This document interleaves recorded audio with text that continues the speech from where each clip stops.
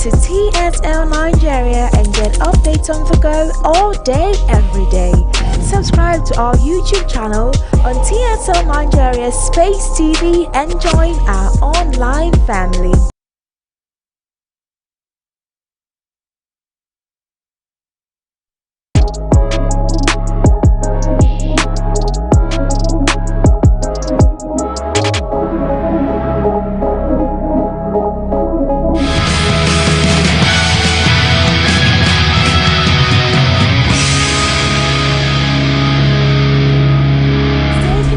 To TSL Nigeria and get updates on the go all day, every day.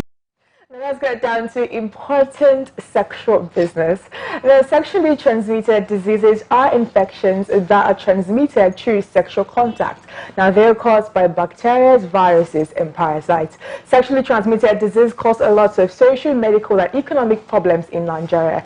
Now, as far back as 1963, according to a report by the World Health Organization, Nigeria had the largest number of people living with gonorrhea. Now, coming into more recent times, a report in 2017 showed that 3.1 million Nigerians are living with HIV. Now, this made us the second country in the world with the highest level of the HIV epidemic and the first country in sub-Saharan Africa. Now, you would think with this start we'll be shouting and screaming about sexually transmitted diseases, but it's still being discussed in hushed tones in Nigeria, and today we are trying to find out why. Ladies, good morning.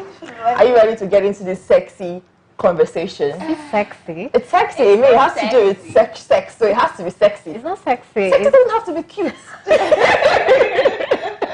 I feel sexual transmitted disease are not something people sit down to dinner and talk about in Nigeria.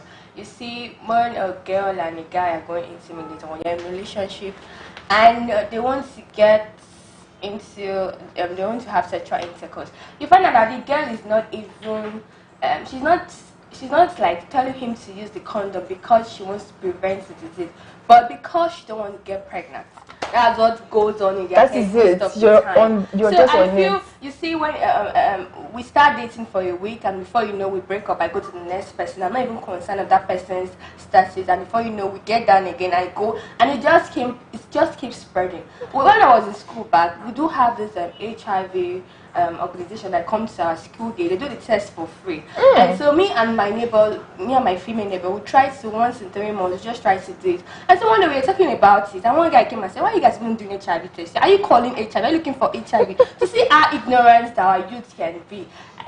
In Nigeria, the people don't even think, apart from HIV, syphilis, and gonorrhea, they don't even know that other sexual transmitted diseases even happen or occur.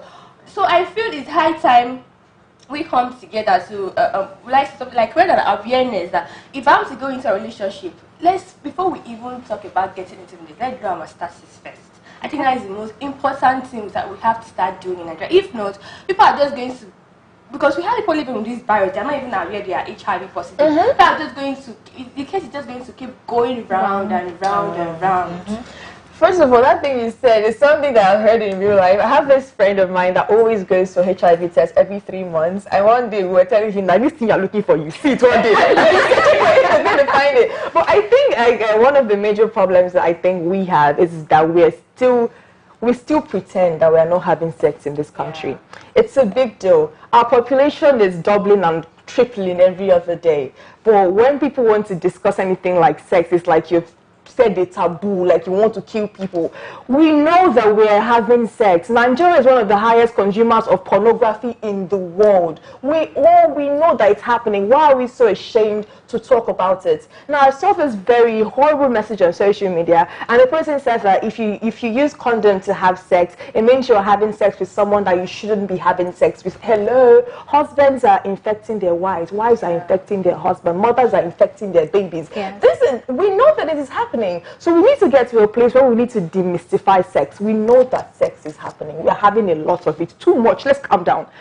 You need to be able to have comfortable conversation. If you're comfortable talking about the fact that you're sexually active, you can get to the point where you can say, oh, when last did you get texted? Have you done a swab test recently? Do you understand? You should do these things. You should not be something that is so bedeviled that you feel ashamed to say it before somebody can even advise you. You see people like saying that, when I was in secondary school, we had these youth corpers that used to come to teach us about HIV and AIDS and protection. That was the first time I saw a female condom. And one day we had a parent come to the school to complain that why are they teaching her child about sex? Are they telling us to go and have sex? It's the lack of education that many people have to. Do you understand? So I feel like a major problem is that we are still pretending that we are not having this sex. Look at the country, look how plenty we are. We're having it.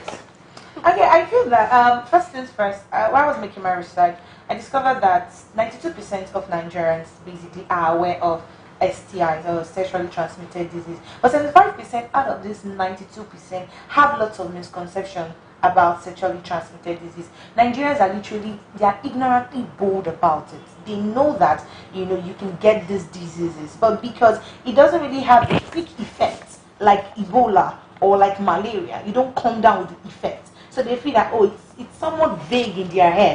It's really vague. So they feel that, and funny enough, the damage is being done when you already contact the disease. The disease takes a longer time because of the viruses, the bacteria, how they incubate in the system and how they become acclimatized with the moist environment in the body, especially the females, because the way the female reproductive system is structured, we are biologically structured in a way that we are prone more to these things. Saying what you said, a lot of girls feel that using condom, will prevent them from not getting pregnant than even STI itself, which could lead to infertility in the future. So I feel that a lot of people know about STIs, they are aware of STIs, but they don't want to take responsibility that this is risky to my health. They don't consider the risk factors of having multiple sexual partners, and so they don't take precaution about it because in their head it is vague.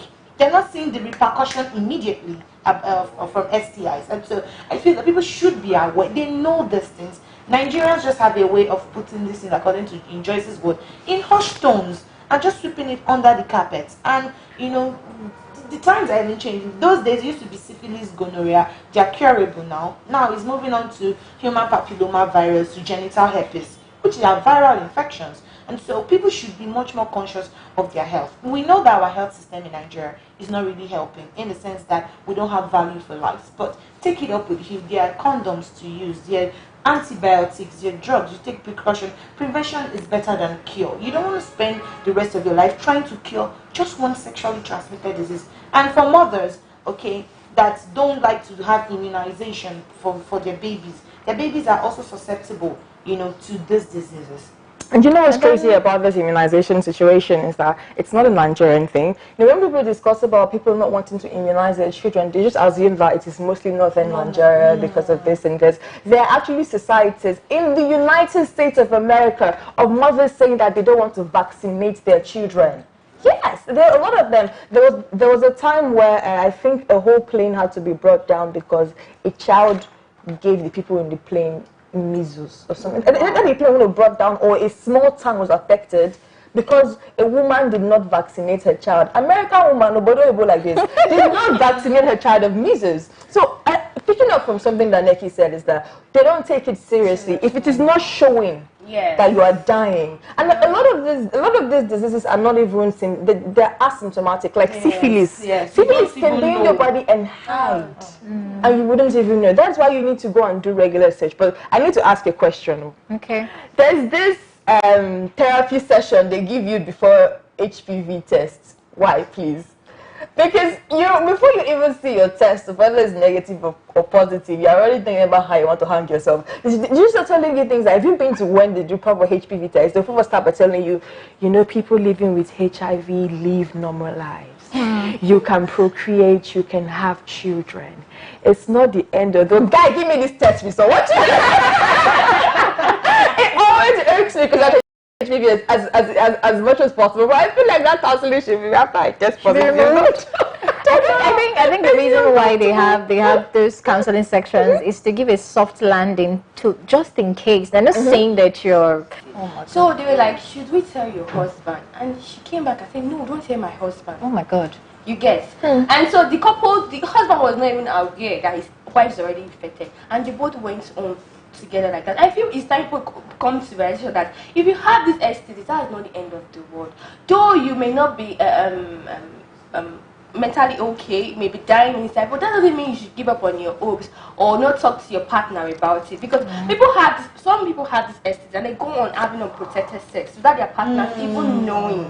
And so I feel it's time people come to realize that, okay, I have this stuff, but that doesn't mean that's the end of my life. I can still go. We have HIV patients who are living happily, they have children, they have kids, and their life goes on. So I feel people have to accept the fact that STD is not, we are having any form of STD is not the end of your life. So when we come to that awareness first, that when I have it, then we're able to speak about it and create this kind of awareness to avoid it spreading to other people who don't have it. Amazing. Adrian, please. All right, so we have a couple of comments here from Charles Osaiyamu. He says, good morning, ladies. Let's get it on with the breakfast health.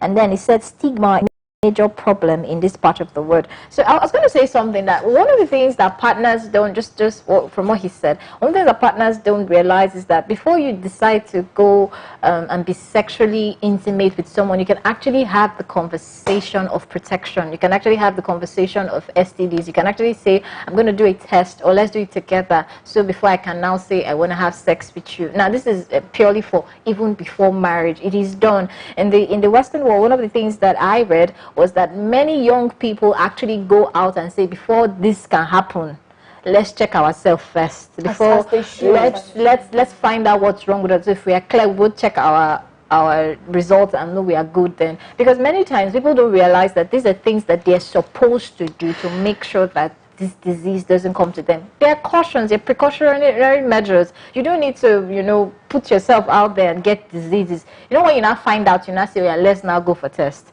Another case of, and then another thing, like she said, is stigma. This issue of people not knowing how to respond to cases and situations. A lady finds out, she got married, and she finds out that she had infection, and her husband had to be brought in so they could be treated together.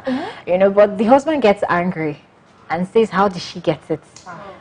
Do you understand? Being that she felt, it was almost insinuating that she cheated. And it's like, no, I didn't cheat. But then it brings me to say that there are other ways that these infections come. Hands being transmitted. Yes, it comes through toilet infection, using dirty toilet. These are other ways you can come. There's some of these infections that come with just in contact with someone that has it, not necessarily through sexually transmitted disease. So that's the reason why you need to be more conscious about it. Yes, exceedingly. So right now, I want to shake tables. I want us to be very, very, very aware of what's going on. Now, in the 2017 study that shows that 3.1 million people are living with HIV in Nigeria, now there's something entirely that just blew my mind. Out of the entire 3.1 million people, only 5 states constituted 41% of that in the entire country. Lagos is there, Kano is there, Akwa Ibom is there, Oyo is also there. So you guys need to know that, something that we're used to hearing, HIV, the show for face. You guys need to know that that thing is not a joke. STIs and STDs are not what you look a person in the eye and say, your eye is white, so definitely you don't have it. Yeah. So it is bigger than we think. I had this nurse one time, I'm sure she divulged important information that she should not have done it, but we're gossiping. Anyways, she told me that I won't call the hospital, it's a federal government-owned hospital, and she called an institution of learning in Nigeria. And she said that of all the young ladies that came to test for HPV and HIV in the hospital, that 60% of them always went home positive. Wow. And it was a very big federal university that this was happening. But there are people having indiscriminate, unprotected sex in these areas, and are saying that, I don't think my partner can have it. See the way this guy is even just fat. How can somebody that is fat like this? Do you understand? How can somebody that is so clean like this have HIV and can transmit? And that is not the only disease. One of the most popular diseases sexually transmitted in Nigeria, chlamydia, is there, and a very dangerous one, hepatitis B. I feel like it is even devilish for that thing to be sexually transmitted because it's so horrible. Although there's a vaccine that works 95% of the time and it's really easy to administer, but this is some really hepatitis B. I want to say, it will kill you. It's not even, but I have lost a friend to hepatitis B, and he didn't even take him a long time. We found out today that he had hepatitis, and 4 days later he had died. Do you know, it is so big, it is so destructive. A report showed that the highest level of infertility in Nigeria was caused by a long... Put out the fear so that we don't have our pleasure. And another school of thought